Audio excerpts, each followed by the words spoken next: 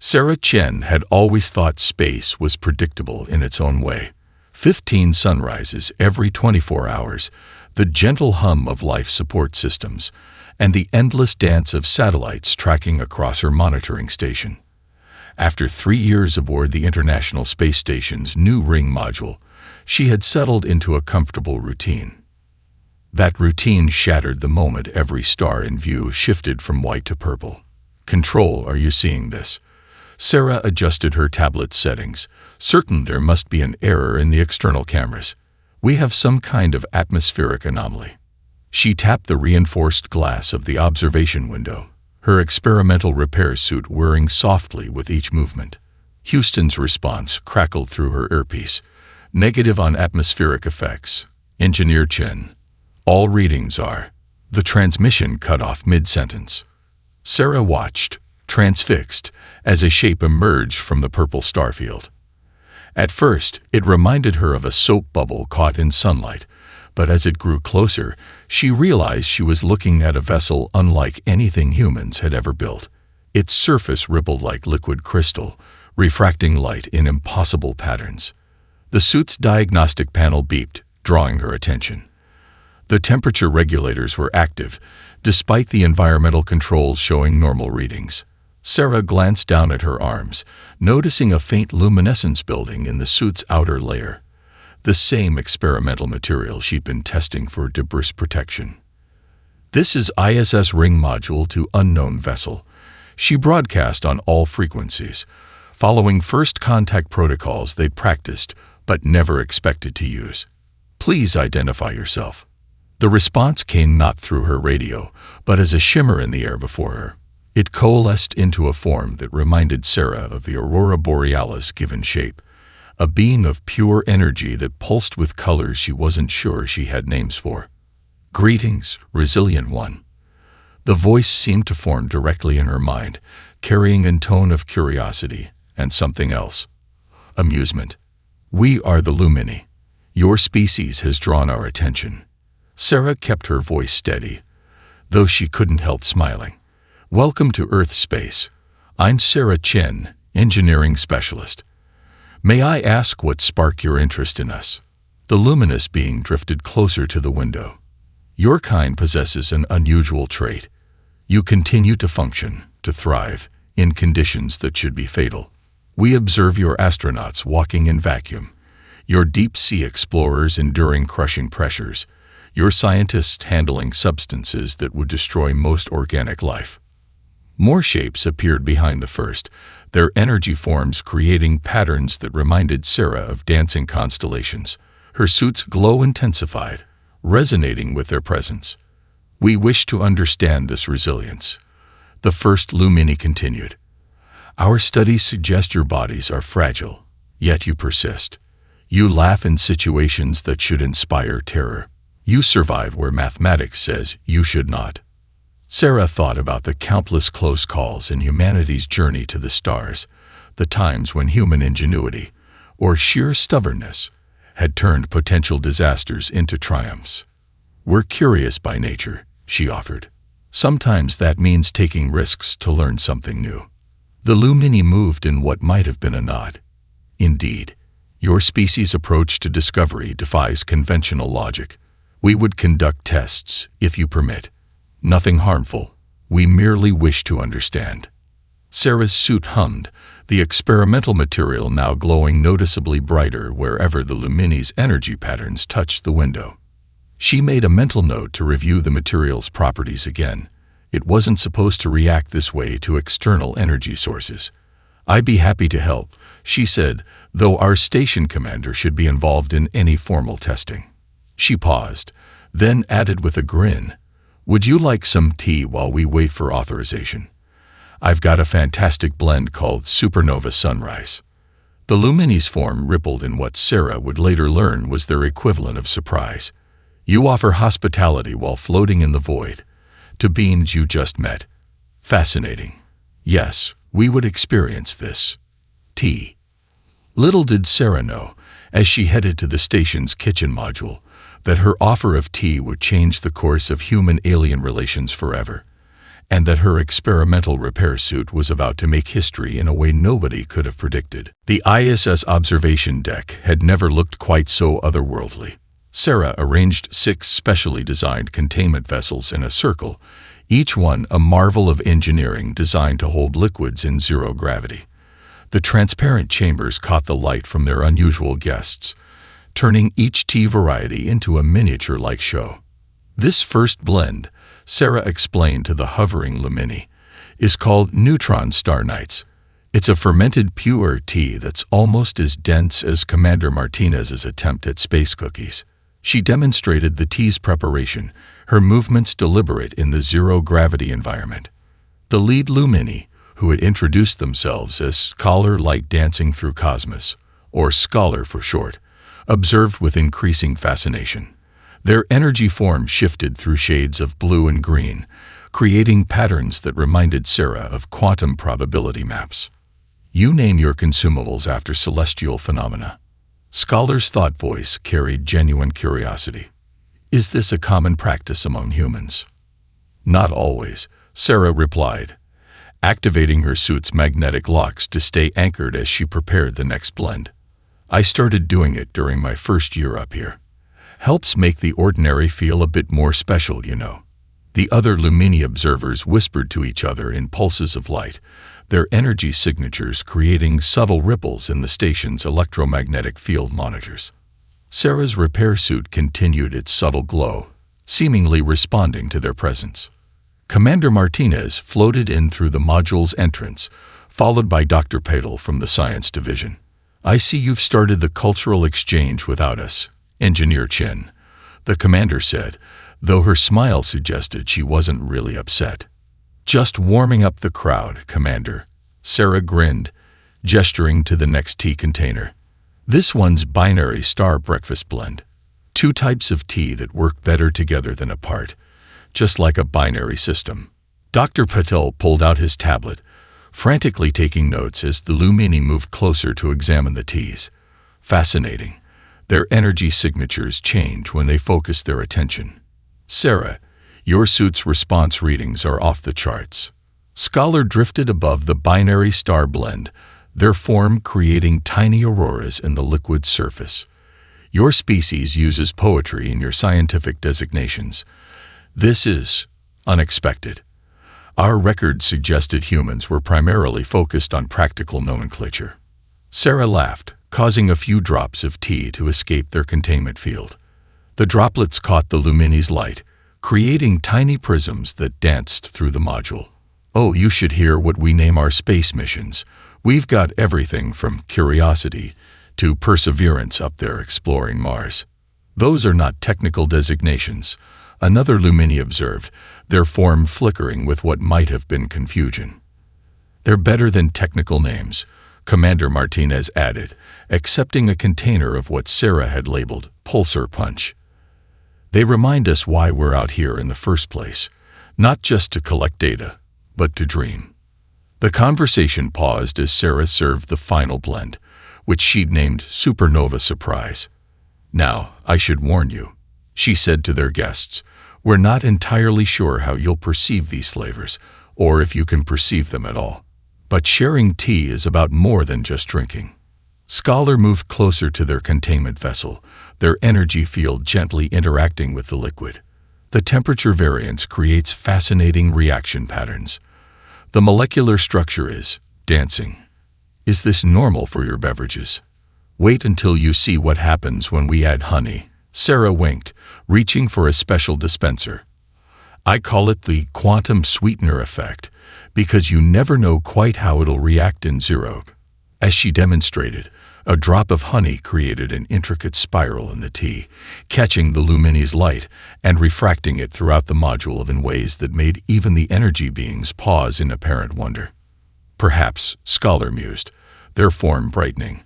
There is more to learn from human practices than our initial study suggested. The tea ceremony was going splendidly until young light-seeking knowledge sneezed.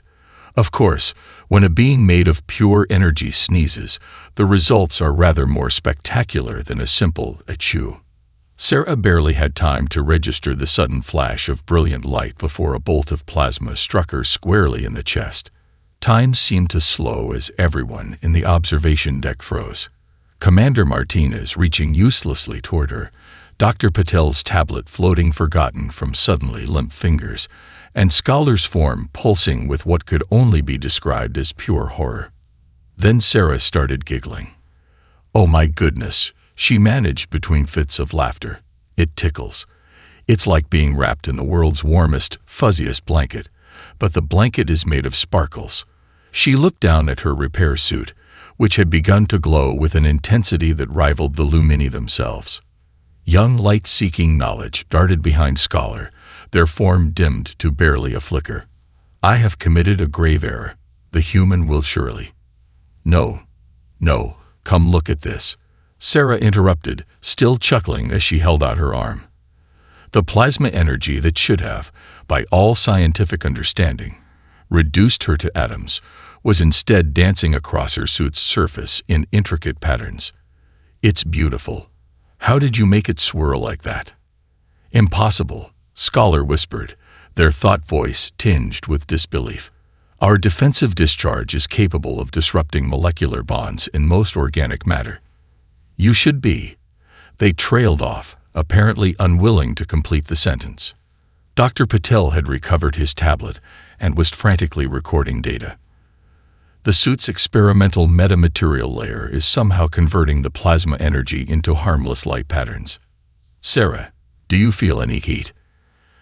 "Just a gentle warmth," she replied, watching in fascination as the energy continued to play across her suit, like sitting in sunlight on a perfect spring day.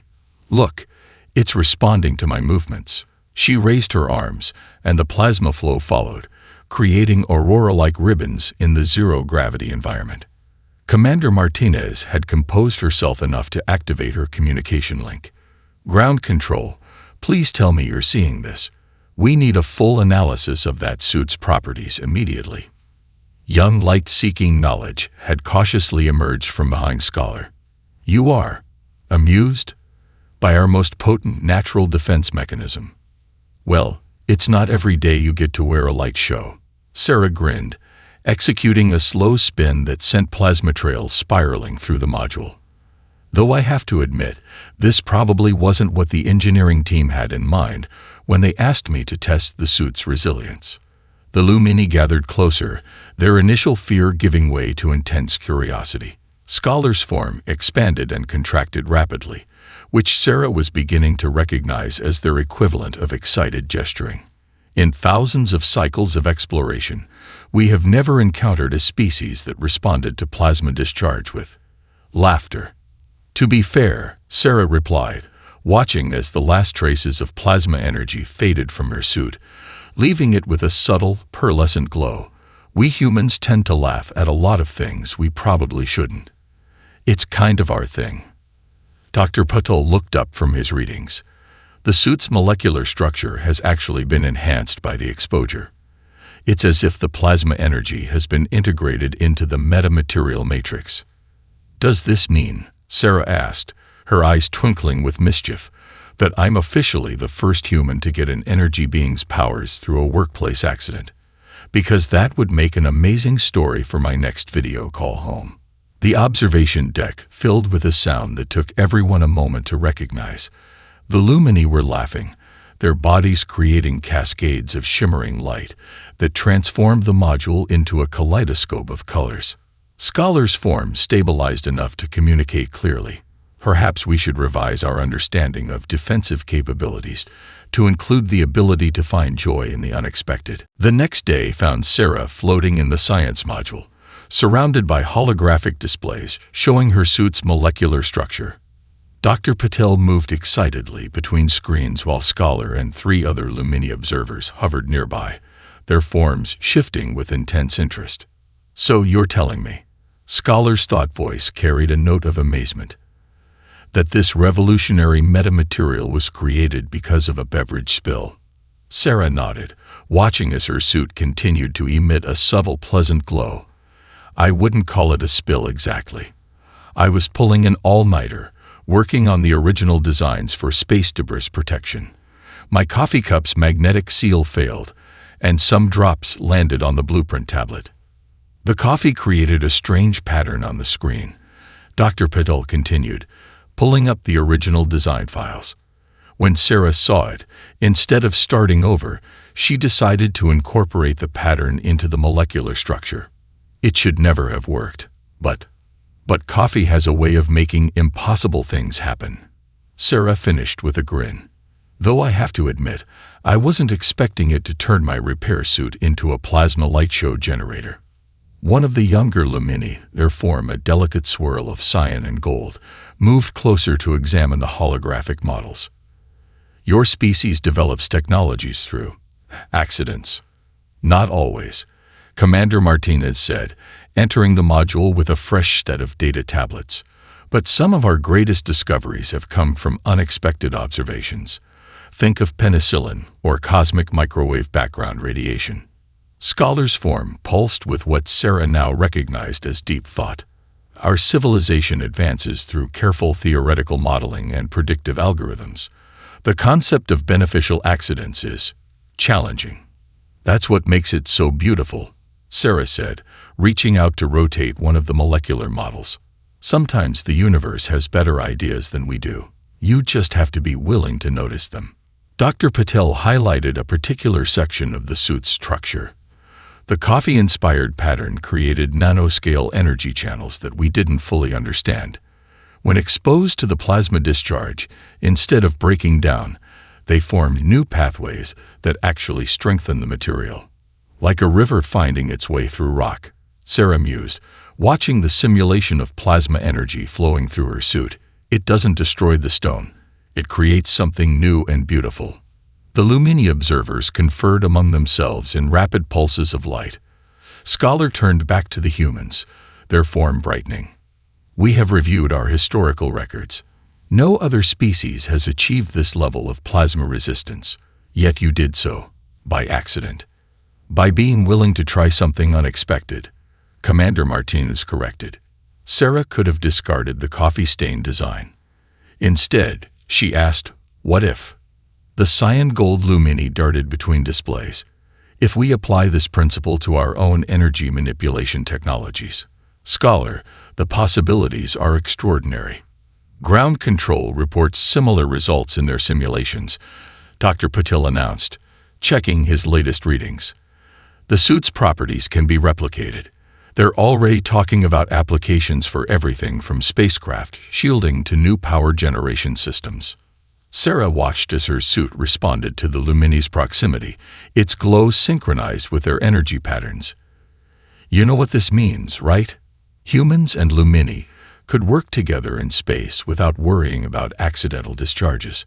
No more hiding those sneezes. The young Lumini who had triggered the original incident brightened considerably. Scholar's form rippled with what might have been laughter. Perhaps we should establish a formal research exchange. Though I suggest we keep the coffee consumption to reasonable levels. Don't worry, Sarah winked. I'm sure we'll find plenty of other ways to accidentally revolutionize science. It's kind of what we do best. Commander Martinez shook her head, smiling. I'll start drafting the paperwork. Though how do you formally document accidental breakthrough via beverage malfunction in a scientific cooperation agreement? The International Space Station's observation deck had never been so crowded. 3 weeks after the plasma incident, it hosted representatives from 7 different alien species. Sarah floated at the center, her now famous repair suit creating gentle waves of light as she moved. And then, she said to her rapt audience, just when everyone expected the worst, it started tickling. She demonstrated with a twirl, her suit's glow reflecting off the amazed faces of her visitors. Those that had faces anyway. The crystalline delegation sparkled with interest, their geometric forms refracting light in complex patterns. Their translator conveyed their thoughts. We bring an energy form quite different from the Lumini. Might we demonstrate? Safety protocols are in place, Commander Martinez confirmed from her monitoring station. Dr. Patel's readings show the suit's capabilities have actually increased since the first incident. Sarah nodded enthusiastically. Go ahead. Just try not to blow up the station, okay? The paperwork would be terrible. The lead crystalline entity elevated slightly, focusing its faceted surface toward Sarah. A beam of concentrated energy, similar to a laser but far more complex, emerged. When it struck Sarah's suit, the effect was immediate and stunning. Instead of a simple glow, this time the suit transformed the energy into three-dimensional patterns that hung in the air like holographic mandalas. Each pattern shifted and evolved, telling the story of the energy's journey through space. It's like seeing music, Sarah breathed, watching the display with wonder. Each type of energy creates its own unique signature. The Mistwalkers, a species that existed as sentient clouds of specialized gases, drifted closer to examine the patterns. Their whispered communications created subtle ripples in the light show. Your suit adapts to each new energy type it encounters, Scholar observed, their form pulsing with excitement. It learns and evolves, much like your species' approach to discovery itself. Sarah had an idea. Why don't we all share stories? Each species can demonstrate their natural energy, and I'll help translate it into light. We could create a gallery of galactic art. The suggestion caused a stir of enthusiasm among the visitors. Even the stoic energy weavers, known for their reserved nature, shifted their plasma threads in a display of interest. Over the next few hours, the observation deck transformed into an impromptu cultural exhibition. The crystalline entities shared tales of star formation through prismatic energy beams. The Mistwalkers performed ancient songs using carefully modulated electromagnetic pulses. Each demonstration created unique patterns through Sarah's suit, filling the space with living light. The patterns are telling us something, Dr. Patil announced, studying his readings. Each species' energy signature carries information about their evolution, their homeworlds, even their social structures. We're not just seeing pretty lights. We're watching the history of the galaxy unfold. The Lumini young one who had started it all with a sneeze now moved excitedly between the displays. This is how stories should be shared, not just with words or data, but with the very essence of who we are. Sarah watched as her suit continued to translate different energy types into visual poetry. You know what this means, right? We've accidentally invented universal translation through interpretive dance. The observation deck filled with various forms of alien laughter, crystalline chimes, gaseous whispers, and waves of light all blending together in joyous harmony. Commander Martinez, reviewing the latest diplomatic messages from Earth, smiled. The United Nations is going to love this. First contact leads to accidental technological breakthrough, which leads to interpretive space art. Only humans could stumble into galactic diplomacy through a combination of spilled coffee and giggles. Well, Sarah replied, watching as a young crystalline began teaching a Mistwalker how to create double helix light patterns. Sometimes the best way to reach for the stars is to trip and fall upward. Sarah stood in the newly designated Stellar Arts Chamber, a converted module of the space station now dedicated to interspecies creative expression. Her suit glowed softly as she adjusted the experimental interface Dr. Patel had designed. Remember, Scholar cautioned, their form shimmering with anticipation. The energy flows must be precise. We've never attempted to synchronize multiple species outputs like this before. That's what makes it exciting. Sarah replied, checking the safety protocols one last time. Besides, who better to test it than the ones who started this whole adventure with an accidental sneeze? Around them, representatives from 5 alien species have positioned themselves according to Dr. Patel's calculations. The crystalline entities formed a perfect geometric pattern, while the Mistwalkers created a living sphere of shifting gases. The energy weavers stretched their plasma threads into an intricate web, and 2 younger Lumini hovered eagerly nearby. Starting musical input now, Dr. Patil announced from his control station. The opening notes of Beethoven's Fifth Symphony filled the chamber. Sarah took a deep breath. All right, everyone, just like we practiced. Let the music guide your energy patterns. My suit will handle the translation." As the famous four-note motif began, the crystalline entities released their first burst of prismatic energy. Sarah's suit caught it, transforming the beam into pulsing shapes that matched the rhythm perfectly. The mist walkers joined in, their electromagnetic whispers creating delicate counterpoints of light. Now, Sarah called to the Lumini youngsters, who released carefully controlled plasma bursts. Instead of random patterns, this time the energy formed perfect spirals that intertwined with the existing light show. Commander Martinez watched from the observation window, shaking her head in amazement. 6 weeks ago, we were worried about first contact protocols. Now we're conducting an interstellar orchestra. The music swelled, and the energy weavers added their contribution. Their plasma threads wove through the existing patterns, creating three-dimensional structures that evolved with each measure. Sarah's suit processed each energy type simultaneously, turning the chamber into a living art piece. "The harmonics are perfect," Dr. Puddle reported excitedly. "Each species' energy signature is enhancing the others instead of interfering. Sarah, your suit's adaptation rate is extraordinary." Sarah moved through the display, her motions influencing how the energies combined. "It's like conducting an orchestra where the instruments are made of starlight," she said, guiding a stream of crystalline energy into a dance with a Lumini plasma burst. The young Lumini who had once sneezed plasma at Sarah now executed a perfect series of energy pulses that created a miniature galaxy in the center of the chamber. "I am creating art instead of accidents. Sometimes they're the same thing." Sarah laughed, watching as her suit transformed the overlapping energies into ever more complex patterns. "The best discoveries happen when we stop worrying about making mistakes." A group of human scientists had gathered at another observation window, frantically taking notes. One of them called over the intercom. "The energy conversion efficiency is off the charts.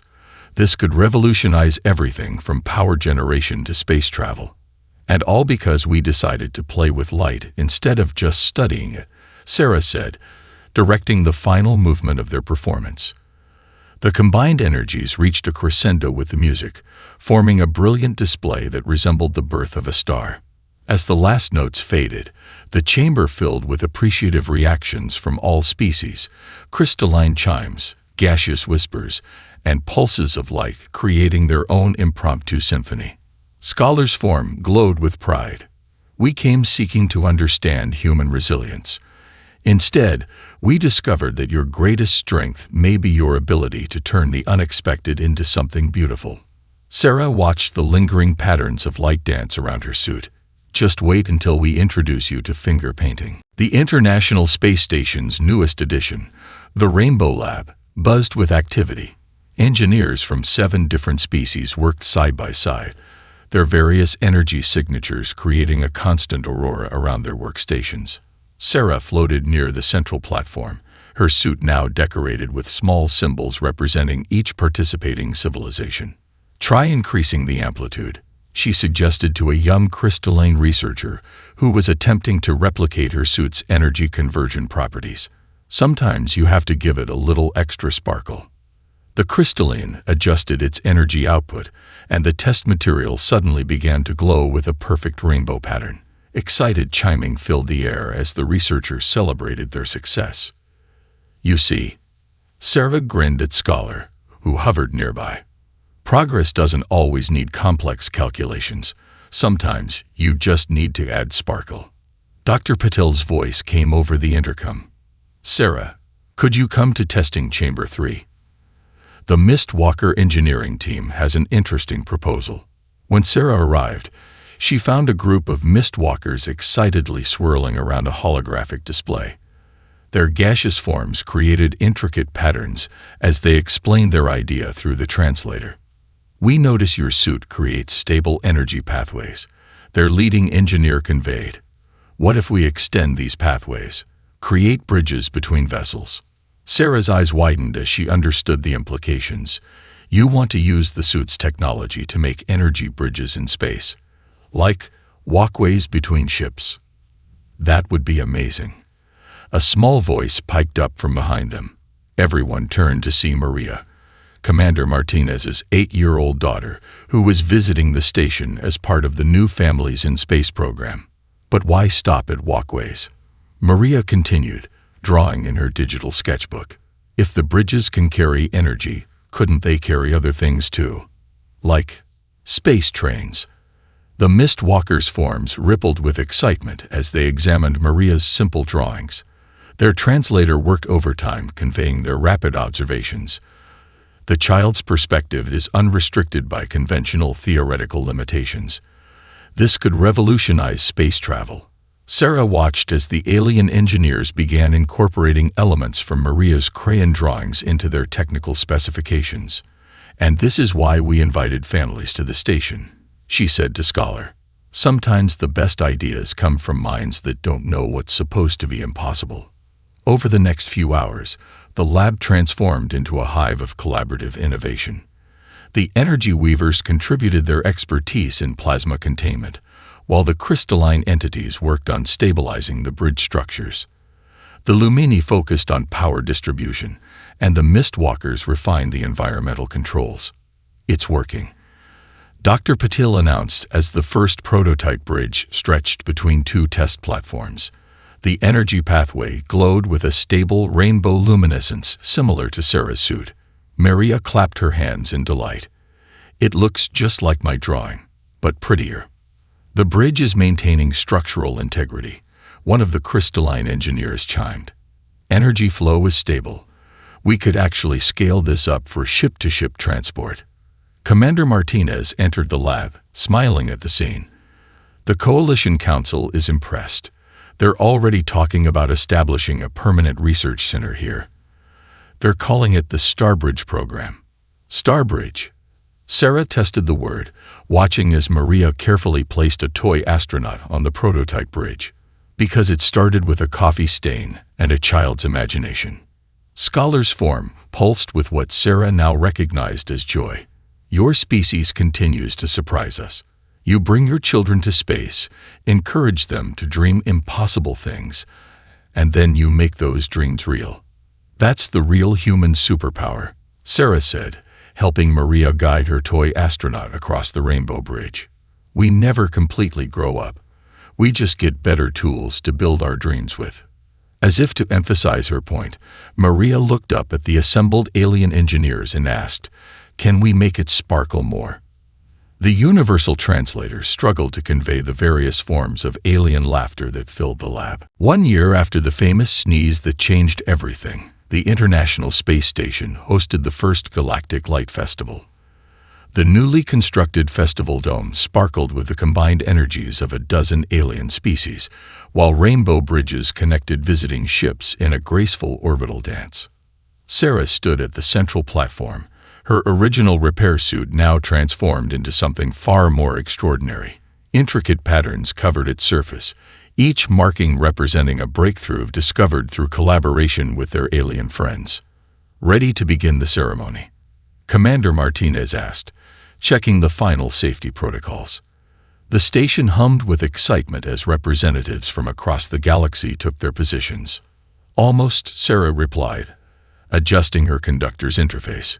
"Just waiting for our youngest performer." She smiled as Maria, now 9 years old, floated toward her designated spot, wearing a miniature version of the energy-converting suit. "Remember," Sarah whispered to her apprentice, "just like we practiced. Let the music guide you." The dome fell silent as Sarah raised her hands. The first notes of a new composition, created specifically for this event, began to play. It combined Earth's classical music with alien harmonics, creating something entirely new. The crystalline entities moved first, their prismatic energies forming the foundation of the light symphony. The Mistwalkers added their ethereal whispers, creating delicate structures that floated through the dome. The energy weaver's plasma threads wove patterns between the other elements, while the Lumini pulsed in perfect rhythm. Maria, executing her part flawlessly, guided streams of different energies together into new combinations. Her small suit processed the energy, just like Sarah's, creating miniature constellations that danced around the dome. "Look what she added," Scholars' excited thought voice carried through the chamber as Maria introduced a new pattern. Tiny Earth animals made of light, prancing through the cosmic display. The audience gasped as a glowing dolphin leaped through a ring of crystalline energy, while light foxes chased each other through mist-walker clouds. Even the most serious diplomatic representatives couldn't help but smile at the whimsical addition. As the performance reached its peak, Sarah and Maria synchronized their movements, bringing all the elements together. Their suits hummed with power as they conducted the galaxy's first interspecies orchestra, turning different forms of energy into a single, unified expression of joy. The young Lumini who had started it all with a sneeze now performed complex energy maneuvers that would have been considered impossible a year ago. Their plasma bursts created intricate stories in light, showing the journey from first contact to present day. The final movement began, and Sarah nodded to Maria. Together, they guided the combined energies into a grand final, a perfect representation of Earth and its new alien allies, connected by bridges of rainbow light, surrounded by stars made of hope and friendship. As the last notes faded, the dome erupted in a celebration that transcended species. Crystalline chimes merged with mist-walker whispers, Lumini pulses, and human applause to create a spontaneous encore. Speech. Someone called out, the translator struggling to convey the multiple species saying the same thing in their own ways. Sarah looked at Maria, who nodded enthusiastically. Together, they floated to the center of the dome.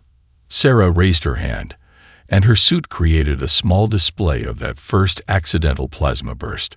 1 year ago, she began, we learned that sometimes the best discoveries come from unexpected moments. A coffee stain led to a new material. A sneeze led to first contact, and a child's crayon drawing led to technology that now connects our worlds. Maria added her own contribution, creating a light show butterfly that fluttered around the dome. And we're just getting started. So here's to the future, Sarah continued, raising a specially designed container of her famous supernova sunrise tea. To finding friendship in unexpected places, to learning that mistakes can be magical, and to remembering that the most important scientific principle might just be keeping our sense of wonder. The dome filled with light as every species present joined in the toast, their various energy signatures combining to create something new and beautiful, just like the alliance they had built together.